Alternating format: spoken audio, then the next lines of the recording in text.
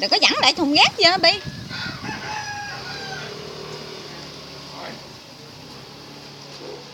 Dạ đi nha.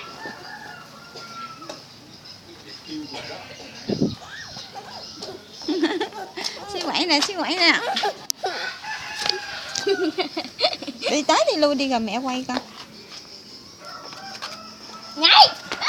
Nhảy.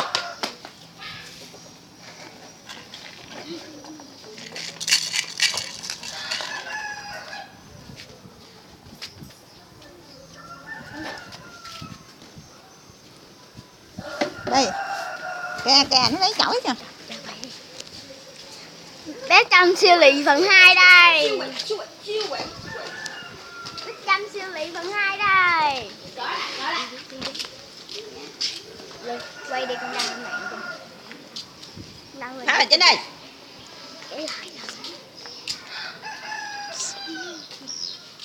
Siêu quậy nè. Siêu quậy phần 2 nè. Nó kêu bà Chính nha. Thì nó tạo cái đầu ngoài vậy.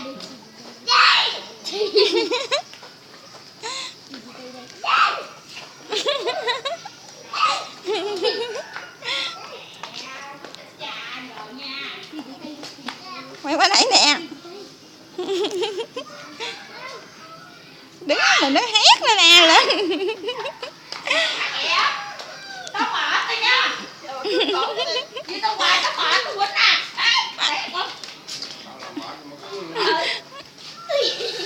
Rồi, siêu quẩy nè. Nhã hen rồi nè. siêu quậy cũng dẻo.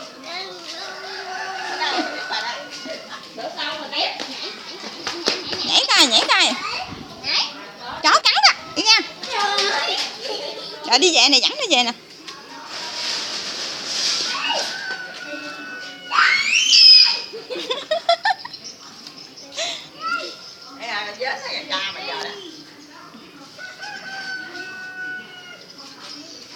Mẹ không cho nó quay cái mặt kìa.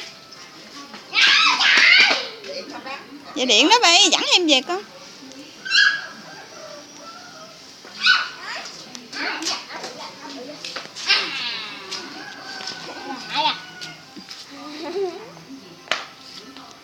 Xuống nhảy rồi.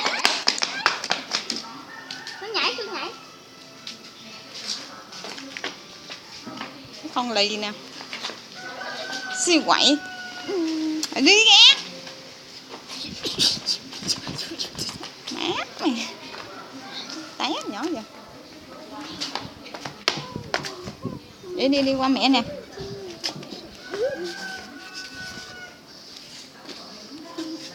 Rồi đi về đi, đi về đi.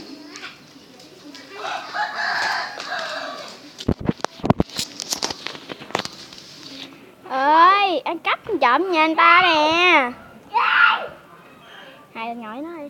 Cái này gửi qua cho cha nó dạy gì đúng không? Không. Gửi qua bút nha.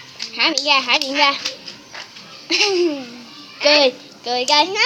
Cười. Đi, cười đi, ngồi, cười đi. Dạ đi, dạ. Đây là mẹ của bé quậy. Và đây là mẹ quậy. Nè, hai mẹ con nè. Ê, mẹ bé quậy đây. Có vẻ như mẹ bé quậy rất là quậy theo bé quậy. Đây. Mẹ bé quậy quậy gấp trăm lần bé quậy. Đây. Đây. Mẹ bé quậy đây. Chào. Chào nữa. Chào cái coi. Chào.